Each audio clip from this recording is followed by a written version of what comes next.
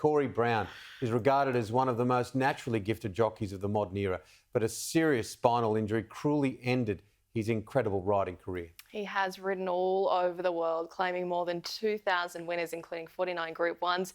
He will always be a champion of the track, but now he's embarking on a new chapter. And I had the pleasure of sitting down with Corey to hear all about it.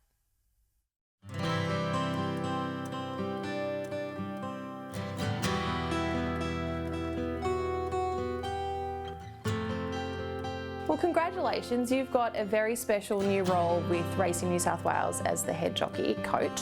How did this come about? Well, I had a couple of phone calls from people to say this job has come available and they think that I was the right person for it. So, yeah, I went into Racing New South Wales and had a meeting with Keith Bullock and a few people, and, yeah, lucky enough, I snagged the role. What are you hoping to get out of this? Why is this something that you wanted to do? I just want to give back.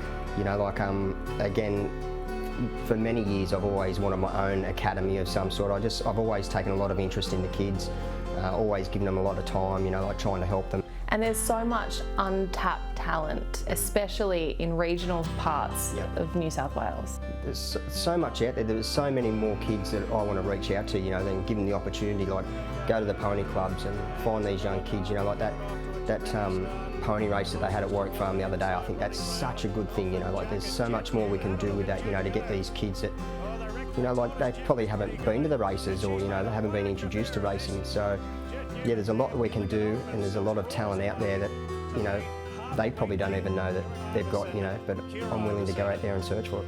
Are you planning on hitting the road and getting a bit further west to see some of these jockeys of yours? I'm heading up to Scone. They're starting the Apprentice Academy back up there.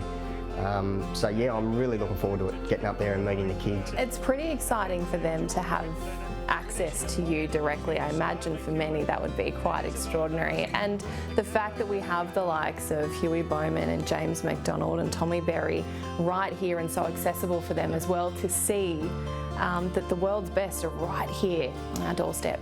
And that's what I want to show them, like even the kids that are just starting out, I want to get them to the city on some of these big days and just show them what, you know, if you work hard, this is what you can have, you know, because a lot of the kids, they don't see, you know, they don't get to see it firsthand, but it's very exciting stuff. And I know, like when I was a kid, all I wanted to do was get to the city. But yeah, just showing these kids the opportunities they can have and bringing them to the races, you know, like whether it be Everest Day or Golden Slipper Day, and just showing them if you work hard, this is what you could be doing. It has certainly been a tumultuous few years for you on a personal note. How are you? How's the body holding up? It's as good as it's going to get now. You know, I'm still always in pain. It's always about a 2 or a 3, but I've just learnt to deal with it now. Got another 6 months before they take the rods and the screws out. That'll relieve a little bit more pain. But yeah, I'm as good as it's going to get now. How has the transition been for you? Because this wasn't a decision you got to make on your own terms.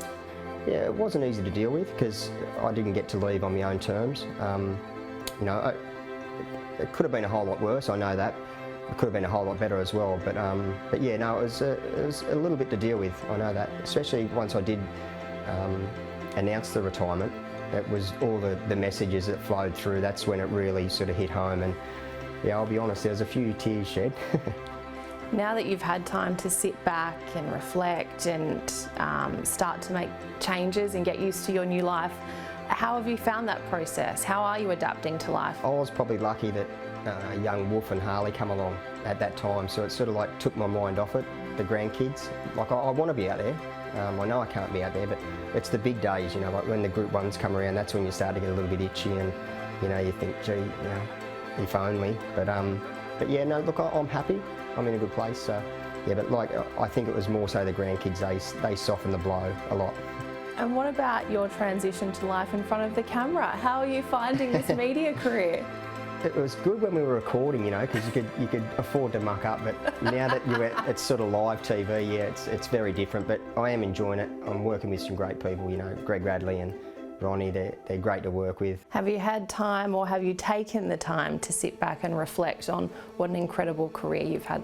Yeah, there's a few reminders around the place. But yeah, look, I was disappointed that it was cut short.